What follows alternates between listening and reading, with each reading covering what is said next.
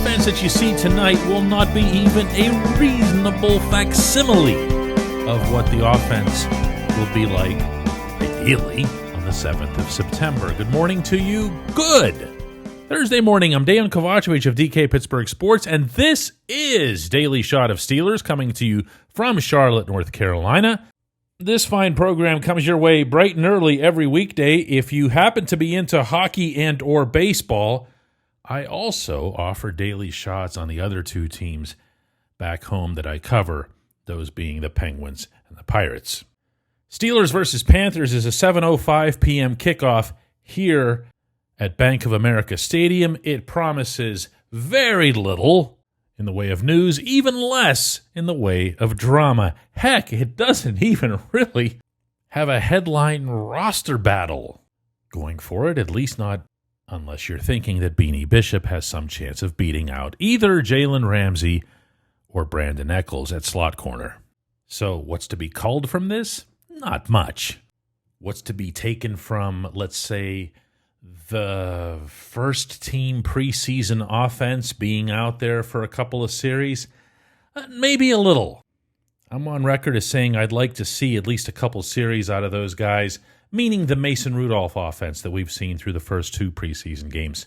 The only four players Mike Tomlin has ruled out for tonight for anything other than health reasons are Aaron Rodgers, DK Metcalf, TJ Watt, Cam Hayward. But if you have Mason out there and you have the offensive line out there and you have Caleb Johnson, we'll see about Jaylen Warren. I wouldn't mind seeing some running plays. I wouldn't mind seeing some quality pass protection and things like that, game within the game stuff. But the plays that you see won't mean anything. And there are two reasons for that. One, all 32 NFL teams go all vanilla in the preseason. That's on offense and on defense. There are no real interesting schematics, because why would there be? But the other reason, and this is what I wanted to share with you today because it was something that I came across through a couple of conversations this week on the South Side. I really, really liked hearing it. I'm thinking maybe you might too. When Rodgers is playing quarterback, you're going to see one offense. When Rudolph is playing quarterback, you're going to see another offense. And by that, I don't mean because of the quarterback's varied and distinct styles. I also don't mean that one will necessarily be more ambitious than the other. What I mean is exactly what I'm saying. Arthur Smith has worked with both quarterbacks. He worked with Rudolph for a long time before Rodgers had decided to sign and report. That work was not lost. That work was not in vain. That work was in the highly plausible event that Rudolph takes some significant snaps this season. And at the same time, when Rodgers came into the fold, he and Smith had their own conversations and, of course, their own experiences together in Latrobe. What works? What doesn't? Who do you like? Who don't you like? What do you see in this guy? What do you see in that guy? Now, I'm going to reiterate, that doesn't mean that there's a, different cadence or a different structure or different books. It just means that it's not going to be some universal my way or the highway thing on Smith's part, and that unlike last season, there isn't going to be some big dramatic shift in the middle. Meaning, once Smith got comfortable scheming things up for Justin Fields, then to have the plug pulled on him after week 6 and having to put into play a quarterback who was so very different than Fields, yeah, that won't happen here. Now, the part about this that I like the best, and this is also according to those couple of conversations, there's been a real selflessness about this entire process. That's not to say the quarterbacks didn't have input or didn't have things they wanted. They were being asked for that. But it is to say that unlike, say, for example, Smith's predecessor, you're not going to have somebody guiding this offense, constructing this offense, who's going to be worried about people having the impression that they deserve the credit. The offense itself and the coordinator isn't bigger than either of the two quarterbacks at hand. And I'm sorry, but that's just awesome for me to hear. Because if there's been one impression made on me more powerfully than any other over the course of these past few weeks, it's been, yes, as I've said, that Rodgers is here and Rodgers is showing you every sign on and off the field that you would have wanted to see, even if you were, like me, the biggest skeptic of all. But the impression that I've gotten within that is that for the first time in what I feel like is forever, the Steelers have a quarterback room. They have a depth chart, at least at 1 and 2, where you can go into the season and not see every time the quarterback cringes a little bit, the entire season flashing before your eyes. There are 2 adults in that room, and there's 1 mature, team-first adult at coordinator. You're going to have to trust me on this one, my friends. This might be one of those episodes where you hear it in the moment and you go, okay, but I don't think it will be down the road. I think there will be relevance to this, maybe a lot of relevance to this. When we come back, J1Q.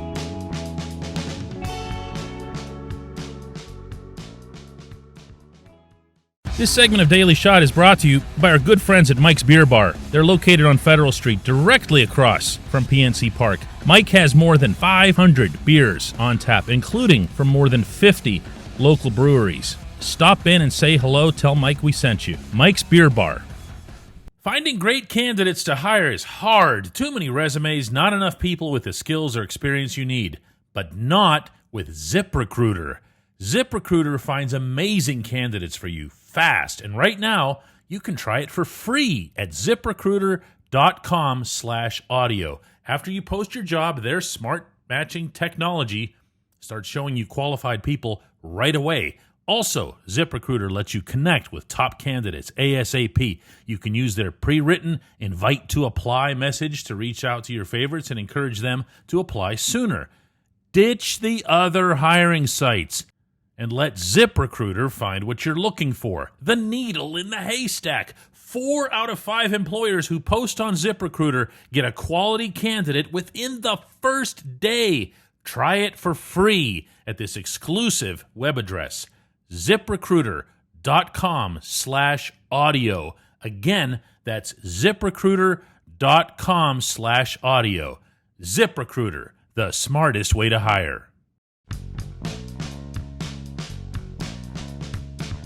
Today's J1Q comes from Joe, who says, "Hi, DK. Do you think the preseason approach the Steelers have taken to playing their starters would have been different if they opened against a divisional opponent or maybe even a team like the Bills? Do you think they feel good about playing the Jets and Justin Fields, and they made the decision to sit so many defensive starters that much easier?" Joe goes on to say, longtime listener, and he's enjoying the app. We'll get to the app in a moment. Here's the best way I can answer your question, Joe. I'm pretty sure that the only conversations the Steelers have about their upcoming preseason opponent is, A, does the pilot know where we're going? Because we need to get to the correct place. And B, well, just go back and revisit A. One of the things that makes the joint practices neat, and according to Aaron Rodgers and others, a much more fruitful investment of everybody's time and energy than these preseason games, is that you can arrange things with the opposing coach. You can say, hey, why don't we try this? Why don't we try that? If the Buccaneers, for instance, want to have Baker Mayfield and Mike Evans face a zone defense, for whatever reason, Todd Bowles can coordinate with Mike Tomlin. Hey, can we get this done? Sure. And then Tomlin says back to Bowles, we really need to test this offensive line, especially with the run. So can you have some of your better run stoppers out there? Or whatever. I'm totally pulling stuff out of the figurative hat here. But the preseason games, they don't have any of that. It's 2 teams that happen to show up at the same place. They stretch and do warm-ups at opposite ends of the field. They get together and they have whatever it is that passes for a game with as few actual NFL participants as possible. And no, none of those decisions, Joe, to answer your main question there, would be about disrespecting the other Jets, although they are worthy of your disrespect. The plans that go into facing those guys are underway.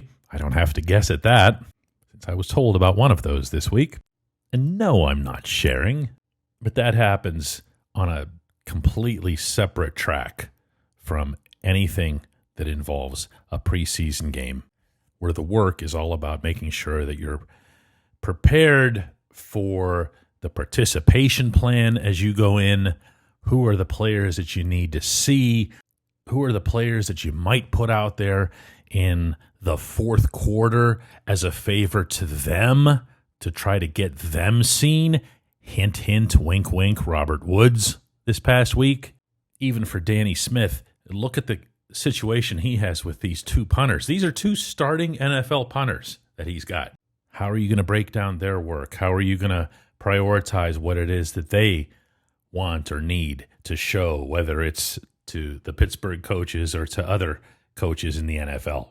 That's the preparation for a preseason game. It's more about the script. It's more about just how you're going to make the most out of that evening. I'm going to throw something else in here too, Joe. I don't know, as much as I make fun of them, that this challenge the Steelers will be facing in East Rutherford, New Jersey is going to be some kind of cakewalk. I don't expect that. I certainly don't expect it there in that team's home opener in front of 80,000 of those people who are still going to be walking into that stadium thinking good things because they've yet to see anything bad. Now, I can promise you that between now and then, I'm not going to be, well, I don't do predictions anymore anyway, but if I was, I sure wouldn't be forecasting some kind of blowout or whatever. I think these games tend to be competitive because everyone who's participating on both sides is functioning with hope. They have real hope.